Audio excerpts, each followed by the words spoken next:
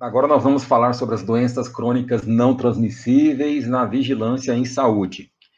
Eu sou o Rodrigo Valim, sou nutricionista e eu trabalho aqui na gerência de vigilância das doenças crônicas e agravos não transmissíveis e promoção da saúde, que é dentro da Subsecretaria de Vigilância em Saúde. Vamos falar um pouquinho sobre o que são, de fato, as doenças crônicas não transmissíveis, que nós vamos chamar de DCNT. Elas são decorrentes de múltiplos fatores de risco, apresentam longos períodos de latência, são de curso prolongado e levam a deficiências e incapacidades funcionais. Vamos pensar aí num câncer, né, que ele não aparece de um dia para o outro, ele precisa de um prazo para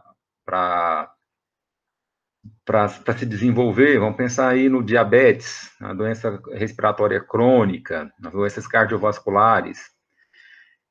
Para muitas DCNT, a etiologia ainda não é totalmente conhecida, mas vários fatores de risco já foram identificados, o que permite estabelecer várias estratégias efetivas de prevenção. Então, vamos pensar também na obesidade. Eu não sei exatamente qual é a causa primária da obesidade. Isso causa obesidade. Mas nós conhecemos vários fatores de risco, como sedentarismo, má alimentação, tem fator genético em alguns casos, que estão associados à etiologia da obesidade. Então, só para a gente exemplificar um pouquinho. Sobre as DCNTs, a gente sempre precisa de entender um pouquinho os determinantes sociais das DCNTs, né? Então, as desigualdades sociais, a falta de acesso à informação e aos bens e aos serviços, a baixa escolaridade, isso favorece o desenvolvimento das DCNTs de forma precoce. Nós temos alguns fatores de risco que são modificáveis e alguns que são não modificáveis. Dentre os não modificáveis, vamos ressaltar aqui a idade, o sexo e a herança genética. E dentre os modificáveis, que são passíveis de prevenção, é o tabagismo, o consumo excessivo de bebidas alcoólicas, as dietas inadequadas e a inatividade física. A gente ressalta esses fatores de risco modificáveis exatamente devido ao fato de que a gente consegue provocar alguma mudança, certo? E ainda falando dos determinantes sociais, a gente ressalta também que o aumento da carga de DCNT reflete os efeitos negativos da globalização, da urbanização rápida, da vida sedentária e da alimentação com alto teor calórico, e do marketing que estimula o uso do tabaco e do álcool. Haja visto que nos últimos anos, né, o Brasil especialmente tem lutado para reduzir o marketing de tabaco e de álcool na televisão, principalmente, em meios de comunicação, e isso favorece muito, certo? Aqui é o slide que nós chamamos de 4x4, são os principais fatores de risco modificáveis e as 4 principais doenças crônicas não transmissíveis. Então, as doenças do aparelho circulatório, as doenças respiratórias crônicas, o diabetes, o câncer, são as 4 principais doenças crônicas não transmissíveis. E os 4 principais fatores de risco: inatividade física, tabagismo, má alimentação e uso abusivo do álcool. Os estudos indicam que 80% dessas doenças são preveníveis com esses 4 fatores de risco aqui, certo?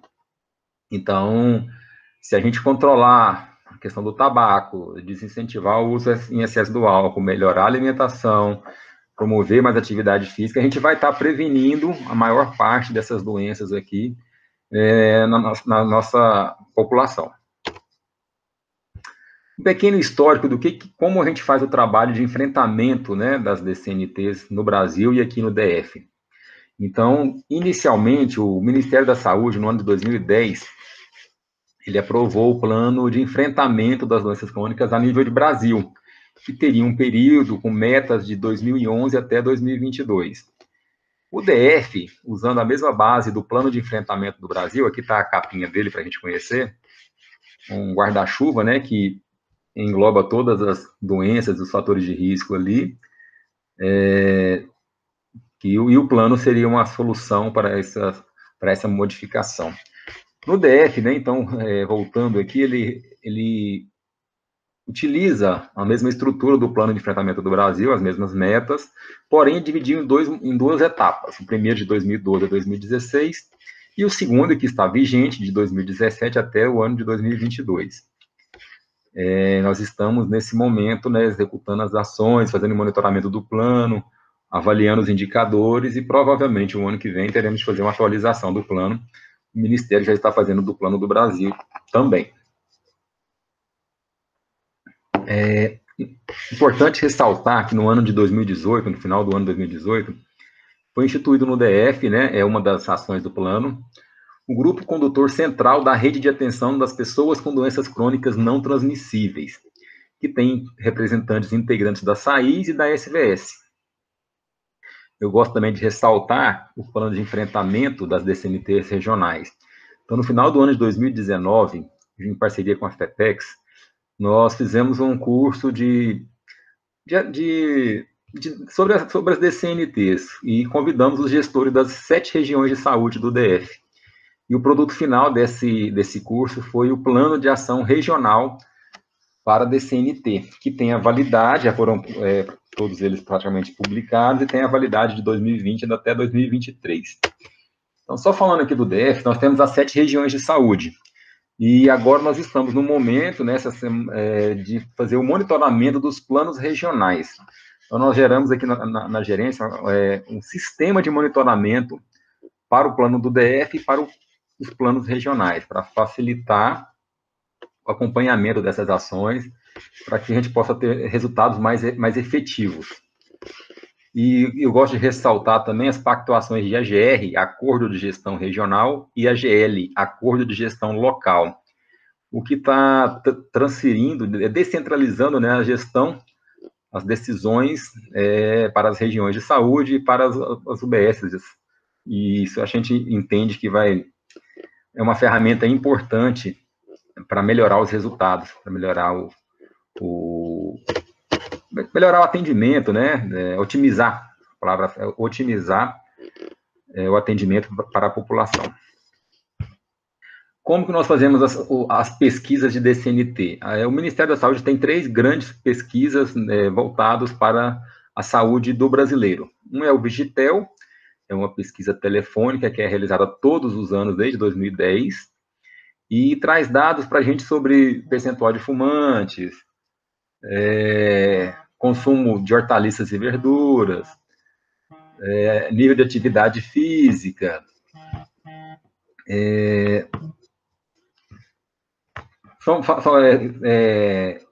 percentual autorreferido de doenças, né, tipo diabetes e hipertensão, enfim, uma série de informações sobre a saúde nas capitais do Brasil. A Pesquisa Nacional do Escolar, a PENSE, ela é realizada a cada 3 anos, e a última está um pouco atrasada, e ela traz dados sobre a saúde do adolescente, né, do escolar, do indivíduo que está frequentando escola. E a Pesquisa Nacional de Saúde é recente, saiu agora de 2019, os resultados foram apresentados recentemente, e também traz informações sobre a saúde da população no Brasil, principalmente nas capitais, né? Então, a gente tem essa informação sobre o Distrito Federal.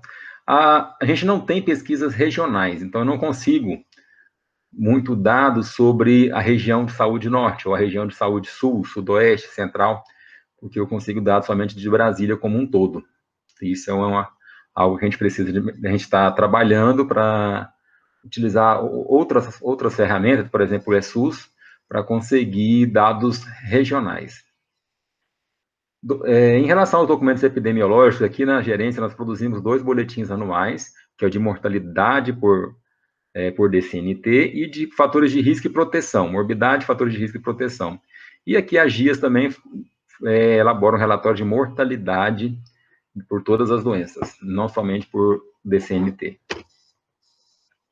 Compartilhar essa tela com vocês para a gente ver o custo disso, né? Então, no ano de 2020, no mês de janeiro, foram gastos aqui no Distrito Federal 17 milhões e 700 mil reais, aproximadamente, com internações hospitalares. Desse total, 37% foram com as 4 principais DCNTs. Então, cerca de 6 milhões de reais, essa data aqui é 2020, foram gastos com as DCNTs. Então, ela impacta bastante no orçamento da saúde e é o que a gente vai ver, são as doenças que mais matam, no Brasil, no mundo e no Distrito Federal. Sobre o plano de enfrentamento, nós temos 9 metas para serem atingidas até o ano de 2022. Nós iremos hoje dar um panorama de como estão essas metas no DF.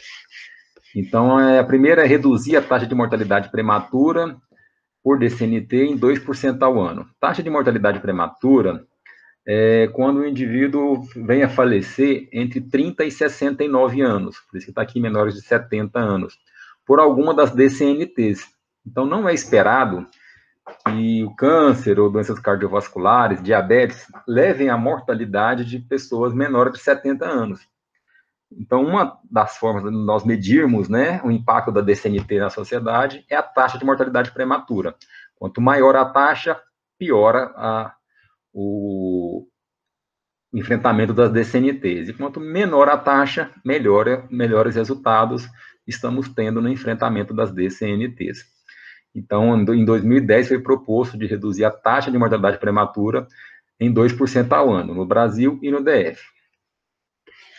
Também estamos, como meta, reduzir a prevalência do consumo nocivo de álcool. O que seria um consumo nocivo de álcool?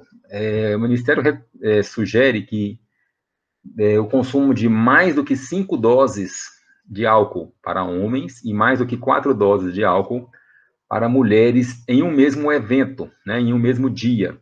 É considerado um consumo nocivo.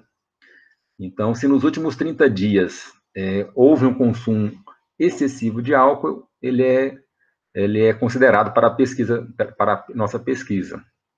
Tá? Então, uma das metas é reduzir esse consumo excessivo. A terceira meta é aumentar a prevalência de atividade física no lazer. Até recentemente era recomendado 150 minutos por semana, agora aumentou, foi para 300 minutos por semana. E a gente vai ver como está essa situação no DF, ainda com a meta de 150 minutos por semana. Reduzir o consumo médio de sal, reduzir a prevalência de tabagismo, aumentar o consumo de frutas e hortaliças, reduzir a prevalência de obesidade em crianças e deter em adultos, ampliar a cobertura de mamografia em mulheres de 50 a 69 anos e a última meta, ampliar ou manter a cobertura de exame citopatológico do câncer de colo de útero em mulheres de 25 a 64 anos. Bem, aqui é um resumo de como está hoje, no ano nós temos dados de 2019, do Vigitel de 2019, ainda não temos dados de 2020, estamos aguardando a publicação. Então, a gente consegue avaliar o período de 2010 até 2019, para saber como estão indo as nossas metas. Então, a gente observa que a meta para 2019, para a taxa de mortalidade prematura, seria 201,9, e nós estamos hoje com 205. Então, nessa meta, nós não estamos caminhando para ter sucesso com ela. A redução da prevalência de tabagismo, 30% até 2022, era para estarmos hoje com 10,5, estamos com 12. Aumento da obesidade era para estarmos com... A ideia era manter a taxa de obesidade em 10% na população adulta. Então, hoje estaríamos próximo de 10, e o Vigitel de 2019 trouxe que estamos com 19,6% da população adulta do DF com obesidade. Obesidade significa IMC maior que 30. Aumentar o consumo recomendado de frutas e hortaliças. Era para estarmos agora em 2019 com 41,5%, e estamos com 29%. Então, esses em laranja são os que nós estamos fora da meta, e dificilmente iremos chegar na meta até 2022. Aumento da prevalência de atividade física suficiente no lazer em adultos. Então, pelo menos um aumento de 10% até 2022. Era para estarmos aqui em 52% e estamos em 47%. Ainda é possível de chegar nessa meta. Redução da prevalência do consumo abusivo de álcool em adultos. Então, era para estarmos com 20% aqui, estamos com 23,5%, e isso tem aumentado, Então, também não sei se iremos chegar nessa meta. Aqui a gente preparou uma série histórica da taxa de mortalidade prematura do Distrito Federal. Então, mortalidade prematura pelas 4 principais grupos de DCNT. Observe que por região de saúde, tá? Então, aqui nós estamos vendo as 7 regiões do Distrito Federal. Esses dados foram extraídos em 17 de março de 2021. Eu estou analisando de 2013 a 2019 porque o banco de mortalidade de 2020 ainda não está concluído. Então, pode ver que a taxa está menor, não é porque teve uma redução, é porque o banco ainda está sendo atualizado, ele não está fechado. Tá? Então, a gente não pode considerar o ano de 2020 ainda para análise de mortalidade. Então, em 2013, a região central tinha a menor taxa do DF, com 170 mortes a cada 100 mil pessoas. Em 2019, ela está com 112, então a região central do DF conseguiu reduzir significativamente a taxa de mortalidade prematura. Em 2013, a região oeste, né, Ceilândia e Braslândia, era a que tinha maior taxa de mortalidade prematura, 282,8. Em 2019, ainda é a região oeste que tem a maior taxa de mortalidade prematura, 264,8. Teve uma redução, mas foi, né, então ainda precisa de reduzir mais. E eu destaquei aqui a região sudoeste, que estava com a taxa de mortalidade de 218, que reduziu para apenas uma redução pequena, foi para 216. O DF como um todo, de 231, foi para 205, que é o último dado que nós temos. Aqui eu trouxe a taxa de mortalidade prematura também do ano de 2019 apenas, e a taxa por doença, né? Então, a gente observa que, deixa eu pegar aqui, a maior taxa de mortalidade por neoplasia na região sul, no ano de 2019, a maior taxa de mortalidade por diabetes foi na região oeste, a maior taxa de mortalidade das doenças do aparelho circulatório foi na região oeste também, e as doenças respiratórias crônicas também na região sul. Então, aqui dá para a gente analisar a mortalidade prematura pelas doenças, especificamente, nas regiões de saúde, certo? Do ano de 2019. Esse gráfico é aquela tabela que eu trouxe no slide anterior, de taxa de mortalidade prematura por região de saúde de 2013 a 2019. Eu vejo aqui embaixo, né, uma curva bem descendente da região central, enquanto as outras regiões não tiveram a mesma queda acentuada. E aqui em cima tem a região norte, região oeste, e a região sul, com as maiores taxas do DF. O DF é essa linha aqui, ó, próximo do laranja, aqui é uma linha, né, então ela também modificou, mas não teve uma redução, ainda está fora da nossa meta. Aqui é uma comparação dos dados epidemiológicos entre o ano de 2004 e o ano de 2018. Então, observem que no ano de 2004, 53% das mortes foram causadas pelas 4 principais DCNTs. Em 2018, esse número subiu para 60%. Então, do total de mortes no DF, 60% pelas 4 principais DCNTs. Aqui é mortalidade total, não é mortalidade prematura, tá? E quando eu incluo aqui os acidentes e violências, né, essa mortalidade chega a 73%. Então, são mortes que podem ser, de uma certa forma, prevenidas, né? E aí, esse é o nosso trabalho de entender como os fatores de risco estão influenciando nessas mortes e criar ações estratégicas para reduzir essas mortes. Aqui também, número de óbitos pelos 4 DCNT no DF. Aqui a mortalidade prematura entre 30 e 69 anos no ano de 2019. Então, nós observamos que 65% dessas mortes na região central foram por neoplasias, certo? No DF, atualmente, no ano de 2019, tivemos mais mortes por neoplasias do que por doença do aparelho circulatório. Nós observamos aqui que na região oeste, a maior mortalidade é por doença do aparelho circulatório. Tem um impacto elevado de morte lá por diabetes também. Na região sul, teve a maior mortalidade por doenças respiratórias crônicas.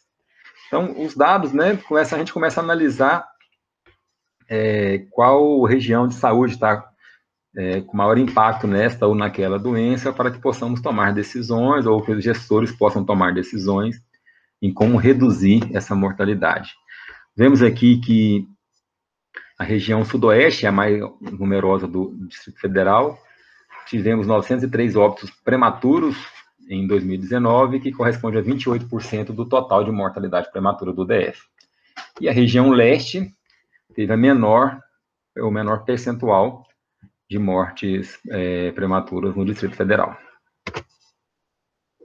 Esse gráfico traz em números absolutos aquela série histórica para a gente observar que as neoplasias estão crescendo bastante, né? A mortalidade por neoplasias, historicamente nós tínhamos a mortalidade por doenças cardiovasculares em primeiro lugar, mas a mortalidade por neoplasias cresceu muito e daqui a pouco deve ultrapassar, a expectativa é que ela ultrapasse a mortalidade por doenças cardiovasculares.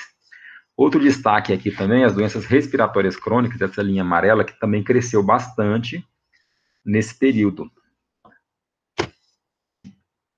Aqui a série histórica, a gente dividiu por idade. Então, entre 0 e 29 anos, a principal causa de morte é o câncer, né, a neoplasia, seguido de doenças cardiovasculares. Quando eu analiso entre 30 e 69 anos, até o ano de 2016, era cardiovasculares. Atualmente, a mortalidade na faixa etária de 30 a 69 anos é principalmente causada por neoplasias, por câncer. E nos maiores de 70 anos, ainda é a principal causa de morte as doenças cardiovasculares. Voltamos aqui às nossas metas, porque agora nós vamos falar dos fatores de risco do resultado da pesquisa Vigitel, certo? Então, de acordo com o Vigitel, nós fizemos uma análise do ano de 2010 até o ano de 2019. Não está aqui, mas é o ano de 2019. E nós observamos nessa linha vermelha que o consumo de álcool ele oscilou, mas ele está ascendente, né, de 19,9, ele chegou a 23,5. A nossa meta é chegar a 17,9, então a gente acredita que nós não iremos atingir essa meta. Em relação ao tabaco, o Brasil é aí um dos países que tem a melhor política de enfrentamento do tabaco no mundo, tem ótimos resultados. Nós tínhamos ali 12% em 2010, tivemos uma redução, estabilizou, reduziu bastante em 2018, depois voltamos, e atualmente, em 2019, estamos com 12% da população como fumante. E a nossa meta é 9,9 em 2022, então a gente acredita que vai ser difícil chegar nessa meta, pelos resultados anteriores. Aqui também a gente observa o gráfico da evolução da obesidade no Distrito Federal. Então, no ano de 2010, tínhamos próximo de 10%, e agora, em 2019, chegamos a 19,6%. A expectativa é que a gente era que conseguíssemos estabilizar, né, nos 10% da população a obesidade, e nós não estamos conseguindo. Prevalência de atividade física e consumo de frutas e hortaliças. Então, esse azul aqui é atividade física, nós tínhamos 41% da população em 2010 praticando atividade física de acordo com o recomendado. Esse número subiu para 47,1% em 2019. A nossa meta em 2022 é 53% da população. E no tracejado laranja, o consumo de hortaliças e frutas de acordo com o recomendado, que é de 4 a 5 porções por dia, era próximo de 30% aqui em 2010 e atualmente está em 29,8%. Então, teve um aumento muito pequeno e a nossa meta é 43%. Dificilmente nós iremos chegar nessa meta, visto que ao longo da série histórica nós chegamos até 39% e isso diminuiu. A gente lembra também que a questão econômica tem muito impacto na questão do consumo adequado da alimentação. Lembra lá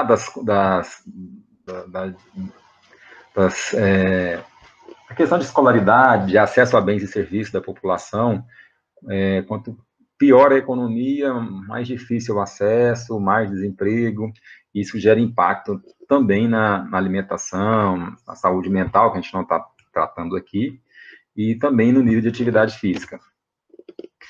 O Vigitel também nos traz o percentual de adultos que se referem como portadores de diabetes e hipertensão. Então, no ano de 2010, tínhamos próximo de 23% aqui de pessoas que se referiam como hipertensos. Esse número está subindo, foi para 28% em 2019. Em 2010, tínhamos 4,4% da população que se autorreferiam ser portadores de diabetes, e esse valor hoje é de 7,7%. Também está aumentando. Então, através desses dados, eu consigo entender, no meu território, qual é o percentual esperado de diabéticos, qual é o percentual esperado de hipertensão, né? E isso vai me ajudar no meu cadastro aí na UBS. A gente já tem uma média, né? Se eu tenho 4.000 pessoas por equipe de saúde da família, 30%, 35% vão estar nesse grupo aí dos adultos de hipertensos e diabéticos. Covid e DCNT. O Covid é um pouco recente, os dados de mortalidade de 2020 ainda não foram compilados, então a gente não tem muito dados oficiais para tratar do impacto do Covid, mas o que a gente observou ao longo do ano de 2020 e nesse início de 2021 é alta mortalidade no grupo de portadores de doenças crônicas, certo? São estudos iniciais, mas já apontaram isso. Nós observamos também uma alta mortalidade no grupo de obesos, né? Então, a obesidade é um fator de risco muito forte para o Covid. Então, a presença de DCNT aumentou o risco de morte por doença transmissível, no caso do Covid. Isso também é com H1N1, também com outras doenças para dengue. Então, a gente sabe que o portador de doença crônica, ele tem um risco de morte maior, né, por doença transmissível. E também a questão da agudização da doença. Então, essa doença transmissível, ela pode piorar, agravar ainda mais a doença crônica, certo? A gente viu isso muito no Covid. E, normalmente, essas comorbidades têm associações uma com a outra. Normalmente, a pessoa não é apenas hipertensa, ela é hipertensa, ela tem diabetes, às vezes tem comprometimento renal, está acima do peso, tem alguma questão mental.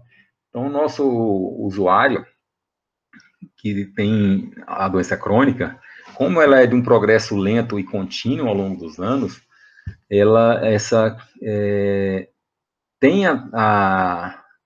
é comum que tenha associação com outras doenças, né? Então, obesidade é mais risco para câncer, consumo de álcool, maior risco para câncer. E, assim, a gente vê que elas estão muito, muito ligadas, certo? Reforça aqui a questão das condições socioeconômicas, do acesso a bens e serviços, do nível de escolaridade, que a gente percebe claramente que as regiões com menor poder aquisitivo, com menor nível de escolaridade, têm uma taxa de mortalidade prematura maior, têm um acometimento maior pelas doenças crônicas não transmissíveis. Bom, era isso que a gente queria trazer aqui para vocês. A gente queria trazer esse panorama, né, da vigilância das DCNTs no Distrito Federal, discutir um pouquinho aí a questão dos planos de enfrentamento, discutir um pouquinho das nossas metas e reforçar o apoio de todos na organização dos serviços de saúde. A planificação está trazendo bons resultados. A gente, quando observa a região leste, que já foi planificada há mais tempo, a gente observa os indicadores, a gente observa uma melhora. Então, eu apoio aqui a planificação, estou disposto a trabalhar junto com vocês. Deixo o e-mail da nossa gerência, da nossa área técnica aqui, que é o dcnt.vedf@gmail.com. Um ótimo curso e vamos trabalhar juntos, certo? Obrigado.